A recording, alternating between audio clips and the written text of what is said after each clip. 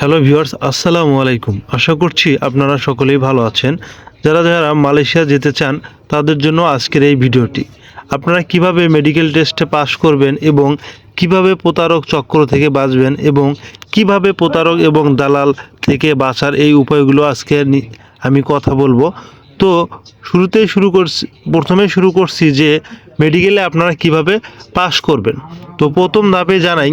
তো ভিউয়ার্স, আজকের বিষয়টা আমি এমনভাবে ক্লিয়ার করব আপনাদেরকে, এই ভিডিওটি আপনাদের জন্য অনেক অনেক বেশি গুরুত্বপূর্ণ হতে চলছে এবং এই বিষয়গুলো যদি আপনি মালয়েশিয়া নাও যান তারপরেও কিন্তু জেনে থাকা দরকার, কারণ এই সব বিষয় থেকে আপনাদেরকে অবশ্যই দূরে থাকতে হবে। তো প্রথমে জানাই দিচ্ছি যে আপনাদেরকে মালয়েশিয়া যাওয়ার আগে টেস্ট খুবই গুরুত্বপূর্ণ। এখানে আপনার শারীরিক এবং সাধারণত সুস্থতা পরীক্ষা করা হবে, যেমন রক্ত এবং প্রস্রাব এবং বুকের এক্স-রে, আরও সংক্রমণ রোগের টেস্ট। তো আপনি যদি সেখানে পাস করেন তো অবশ্যই আপনাকে টেকানো হবে। তো এইগুলোতে যারা আপনারা টিকবেন না, পাস করতে পারবে না, তাদেরকে কিন্তু কোনোভাবেই সিলেক্টেড করা হবে না। তো প্রথমে জেনে রাখা দরকার যে আপনার যে মেডিকেলটা হবে, টেস্ট খুব গুরুত্বপূর্ণ। এই বিষয়গুলো আপনারা অবশ্যই জেনে রাখবেন। এবং অনেকে পাস করলে কিন্তু অনেকে যেতে চায় না, যে টাকা বেশি লাগবে, যাই হোক অনেক কথাবার্তা বলে থাকেন।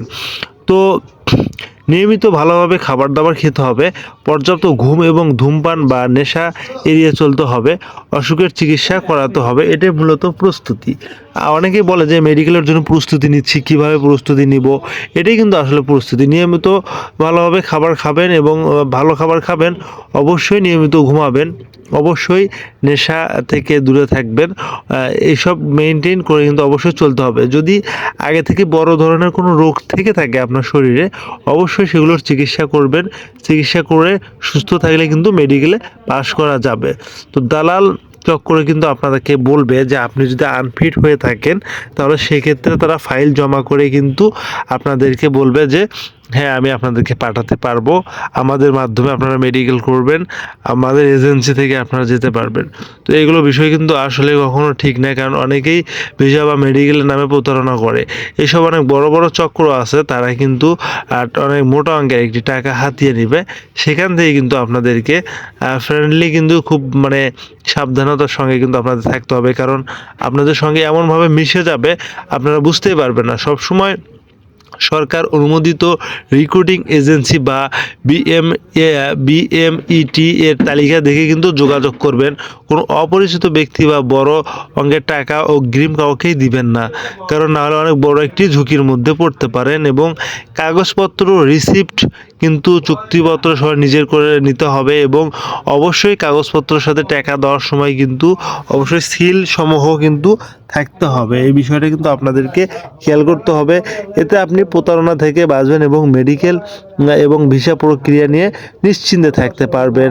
আমি আপনাদেরকে আবারও বলছি, কারণ অনেক বড় বড় চক্র আছে, তারা আপনাদেরকে অনেক ভুলভাল বুঝাবে। ঠিক আছে, যে অমুক তারিখে চালু হচ্ছে, অমুক তারিখে চালু হচ্ছে, অমুক তারিখে 10 তারিখ, 15 তারিখ, 23 তারিখ। এগুলো কিচ্ছুই না ভাই। এখনও পর্যন্ত কোনো নিয়োগ, এখনও পর্যন্ত কোনো রিলিজ, এখনও পর্যন্ত কোনো সংবাদই আসেনি। ঢাকাও শুধু মানুষের সাথে একটা প্রতারণা সৃষ্টি হচ্ছে। ও অযথা শুধু মানুষের সাথে একটা বিভ্রান্তিমূলক নিউজ করছে ইউটিউবে, সেখান থেকে আপনারা মনে করেন যে পাগলের মতো খালি ছুটছেন। ভাই, আপনাদেরকে আমি বলবো অবশ্যই রিল্যাক্স থাকেন, নিজের শরীর এবং স্বাস্থ্যকে ঠিক রাখেন, তারপর জায়গা মতো ফাইল জমা করেন। সেখান থেকে সুনিশ্চিন্তে কিন্তু আপনারা যেতে পারবেন। অযথা লাফালাফি করে আপনাদের সময় নষ্ট করবেন না, অযথা কাউকে টাকা দিবেন না। দালাল চক্র হতে সাবধান।